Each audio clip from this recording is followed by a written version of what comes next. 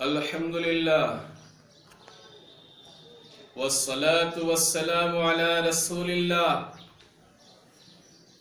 وعلى جميع من قام بإحياء سنة رسول اللہ. اما بعد، معزز سامعین،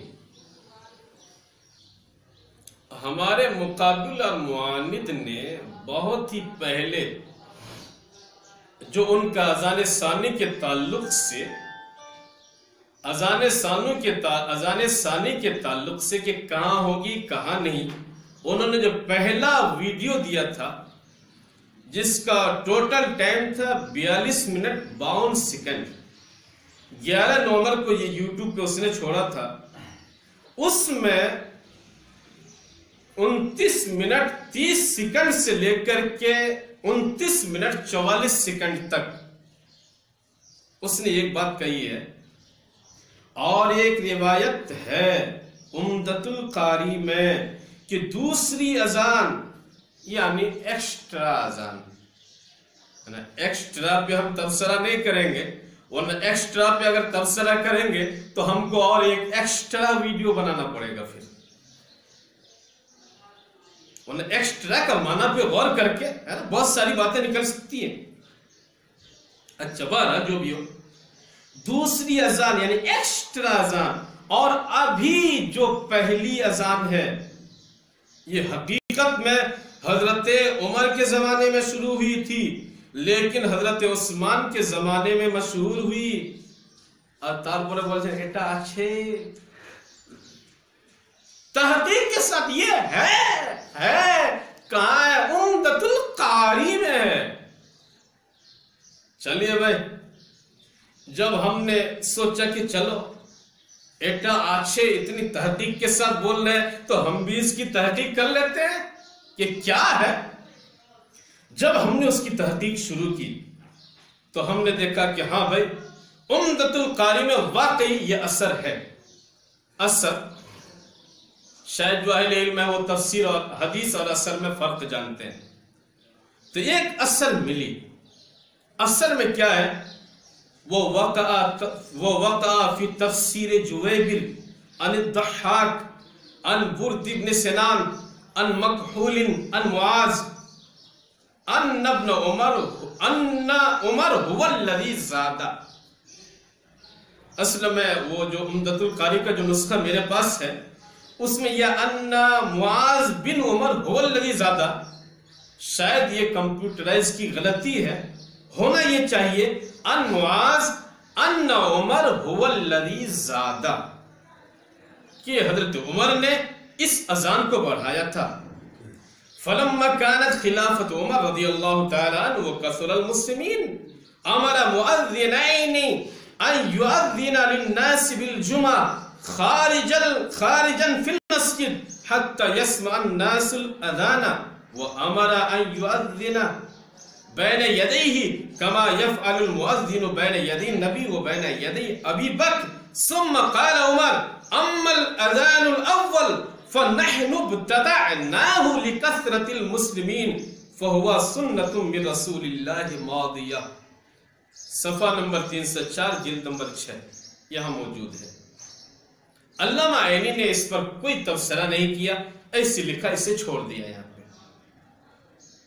جب ہم نے سوچا چلو اور بھی دیکھ لیتے ہیں کیا حال ہے اس روایت کا، کیونکہ اتنی تحقیق ایٹا اچھے. پھر ہم نے دیکھا فتح الباری ابن حجر اسقلانی کی شرح بخاری ہے، صفحہ نمبر 395 جلد نمبر 2 میں بھی یہی روایت ملی. روایت جب ہم نے دیکھا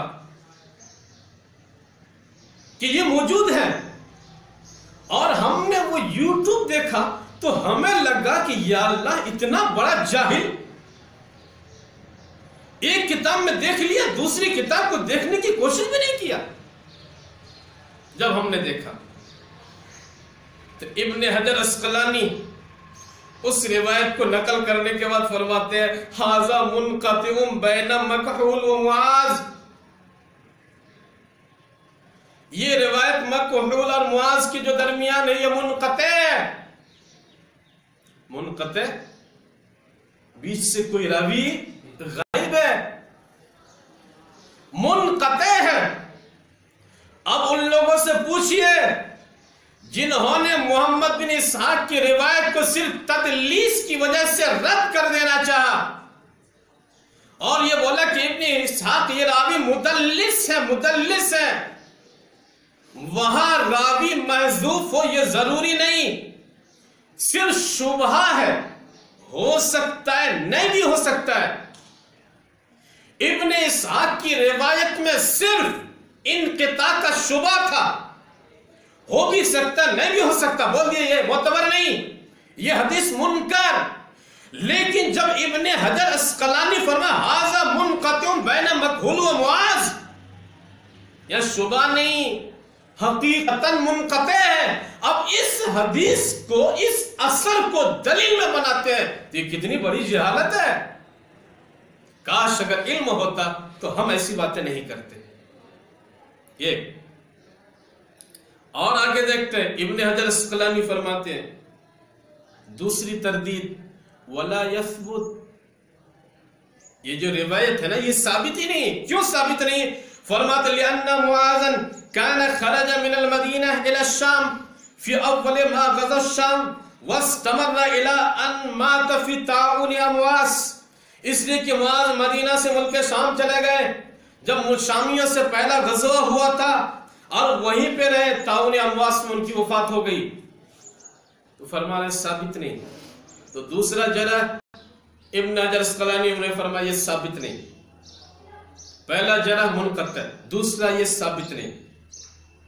تیسرے نمبر پہ فرماتے ہیں وَقَدْ تَوَارَدَتِ الرِّوَایَاتُ عَلَىٰ أَنَّ عثمان هُوَ الَّذِي زَادَ، یعنی جو عام روایتوں میں آیا ہے وہ یہی ہے، هُوَ الَّذِي زَادَ، کہ حضرت عثمان غنی ہی نے اذان کو بڑھایا تھا۔ فَهُوَ الْمُعْتَمَدْ فَهُوَ الْمُعْتَمَدْ، خود بولتے تھے المسنون هو الثانی هو المعتبر هو الاصل هو السنہ، حسر کے ساتھ بولتے ہیں لیکن سمجھتے نہیں۔ فرماتے فَهُوَ الْمُعْتَمَدْ، حسر ہے، یہی معتمد ہے، اس کے علاوہ دوسرا نہیں۔ تو سوچئے جب ابن حجر اسقلانی نے اتنی ساری جرحیں کر دی کہ یہ منقطع ہے، یہ روایت ثابت نہیں ہے، معتمد یہ کہ حضرت عثمان غنی نے بڑھایا، اب پھر بھی یہ کہو کہ حضرت عمر نے بتایا، حضرت عمر نے بڑھایا، ہماری سوچ، میری سوچ، تو اپنی سوچ کو اپنی پاس رکھو، کیونکہ تمہاری جہالت والی سوچ کو اہل علم قبول نہیں کر سکتے ہیں، جسے ہمارے علماء نے بتایا ہے، جسے ہمارے محدثین نے بتایا ہے، جس پر اہل علم کا اعتماد ہے، محدثین کا اعتماد ہے، ہم اسی کو قبول کرتے ہیں۔ اچھا، اور ایک بہت بڑی بات ہے، ابن اسحاق، محمد بن اسحاق کے بارے میں میں نے بتایا تھا کہ ابن اسحاق کس درجے کے عظیم محدثین میں سے ہے، بلکہ امام مالک کے شیوخ میں سے بھی ہے۔ امام مالک نے اپنی موطا میں بہت زیادہ روایتیں ان سے بیان کی ہیں، وہ ہے محمد بن اسحاق۔ لیکن یہ جو تفسیر جویبر میں آؤ دیکھتے ہیں جویبر کا کیا حال ہے، تو دیکھیے تہذیب التہذیب، ترجمت جویبر بن سعید، مطبع مؤسسۃ الرسالہ بیروت، صفحہ نمبر 320، جلد نمبر 1، فرماتے قال النسائی وعلی بن جنید والدارقطنی متروک، کہ امام نسائی علی بن جنید دارقطنی نے فرمایا وہ یعنی جویبر متروک ہیں، ان کی حدیث نہیں لی جائے گی۔ اسی میں ہے قال ابن معین لیس بشیء، ضعیف، ابن معین نے فرمایا وہ کچھ بھی نہیں ہے، ضعیف، بالکل کمزور ہے۔ قال ابن المدینی ضعیف جدا، علی بن مدینی نے کہا بہت ہی کمزور ہے۔ اور فرماتے وذکرہ یعقوب بن سفیان فی باب من یرغب عن الروایت عنہم، یعقوب بن سفیان نے اسے ان لوگوں کے باب میں رکھا کہ جن کی روایت مقبول نہیں ہوگی، جن کی روایت مانی نہیں جائے گی، جن کی روایت قبول نہیں کی جائے گی۔ امام ابو داؤد فرمایا کہ ہوا علی ضعفہ، وہ ضعیف ہے۔ ابن عدی نے فرمایا الضعف علی حدیث ہی وہ روایات ہی بین، جو ان کی حدیث ہے، جو ان کی روایتیں ہیں، ان میں تو ضعف، کمزوری بالکل ظاہر ہے۔ حاکم ابو عبداللہ نے فرمایا انا ابرؤ الی اللہ من عہدتہ، میں ان کی روایت قبول کرنے سے اللہ کی بارگاہ میں بیزاری ظاہر کرتا ہوں، یعنی میں ان کی روایت کو قبول نہیں کروں گا۔ ابن حبان نے روایت کرتے ہوئے ابن حبان کی روایت سے بتایا کہ یروی عن الضحاک اشیاء مقلوبہ، وہ امام ضحاک سے الٹی پلٹی حدیثیں روایت کرتا ہے۔ کون؟ جویبر۔ تو دیکھیے اتنے سارے محدثین نے بتایا کہ ان کی روایت قابل قبول نہیں ہے، یہ جویبر۔ ایک دوسری کتاب دیکھتے ہیں، ذیل اللآلی المصنوعہ، کتاب العلم، المکتبۃ الاثریہ، صفحہ نمبر 43، اور اسی میں لسان المیزان سے، یعنی ذیل اللآلی المصنوعہ میں لسان المیزان کے حوالے سے ہے متروک الحدیث عند المحدثین، محدثین کے نزدیک وہ متروک الحدیث ہے، ان کی حدیث قبول نہیں کی جائے گی۔ تیسری کتاب تقریب التہذیب، ترجمۃ جبیر ابن سعید، مکتبہ دار الکتب العلمیہ بیروت، صفحہ نمبر 168، جلد نمبر 1، فرماتا ضعیف جدا، بہت ہی کمزور ہے۔ الاتقان، یہ چوتھے نمبر کی کتاب، الاتقان النوع الثمانون فی طبقات المفسرین، دار الکتاب العربی، صفحہ نمبر 472، جلد نمبر 2، الضحاک عن ابن عباس منقطع، یعنی ضحاک جو ابن عباس سے روایت کرا وہ منقطع ہے۔ اس کے بعد وہ فرماتے ہیں وَإِن كَانَ رِوَایَتُ جُوَیبِرْ عَنِ الضَّحَّاكِ فَأَشَدُّ ضَعْفًا، اور اگر وہ جویبر عن الضحاک عن ابن عباس والی روایت ہو فَأَشَدُّ ضَعْفًا، تب تو وہ بہت زیادہ کمزور ہے، لِأَنَّ جویبر شدید الضعف متروک، اس لیے کہ جویبر بہت ہی کمزور ہے، متروک الحدیث ہے۔ دیکھا آپ نے اتنے سارے محدثین نے جویبر کے تعلق سے کیا کہا؟ متروک الحدیث ہے، ضعیف جدا ہے، لیس بشعین ہے، متروک عند المحدثین ہے، ان کے بارے میں یہ کہا۔ اور ابن اسحاق کے بارے میں نے بتایا ہے کہ ان کے بارے میں اہل علم کے کتنے بڑے بڑے اقوال ہیں۔ خود امام بخاری نے فرمایا ہے کہ علی بن مدینی ان کی حدیث سے استدلال کرتے تھے۔ امام بخاری نے فرمایا ہے جز القراءۃ خلف الامام میں کہ اگر کوئی ابن اسحاق کے بارے میں کچھ کہے تو مت سننا، کیونکہ لوگوں کے بارے میں کچھ لوگ تو باتیں کرتے رہتے ہیں۔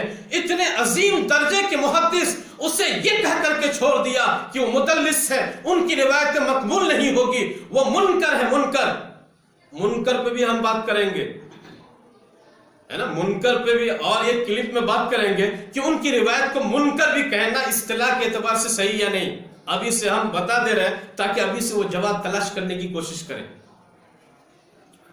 تو میں یہ کہتا ہوں کہ دیکھیے ابن اسحاق کے بارے میں اتنے ائمہ محدثین نے ان کی توثیق کی۔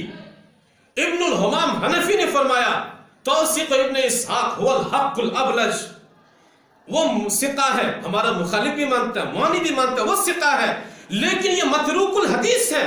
ثقہ کو یعنی محمد بن اسحاق کو ثقہ تو مانتے ہیں، لیکن بولتے لا یحتج بحدیثہ، ثقہ تو مانتے ہیں، ان کی حدیث کو قبول نہیں کرتے، لیکن یہ متروک الحدیث کی روایت کو دیکھنے کے بعد کیا کہتا ہے؟ ایٹا آچھے، تو میں کیا کہوں؟ یہی تو کہوں گا کہ ارے بھائی کتابوں میں تو بہت ساری چیزیں ہیں، اگر سب ماننا شروع کر دو گے تو پتہ نہیں تمہارا ایمان کہاں چلا جائے گا اور تم ایمان سے کتنے دور چلے جاؤ گے۔ اس لیے کتابیں سمجھو، غور کرو، پڑھو، اگر علم نہیں ہے تو علم حاصل کرنے کی کوشش کرو، جب علم حاصل ہو جائے گا تو اس طرح کی بے تکی اور غلط باتیں نہیں کرو گے۔ رب کریم کی بارگاہ میں دعا گو ہوں کہ پروردگار عالم ہمیں حق سمجھنے اور سمجھانے کی توفیق عطا فرما۔ وما علینا الا البلاغ المبین۔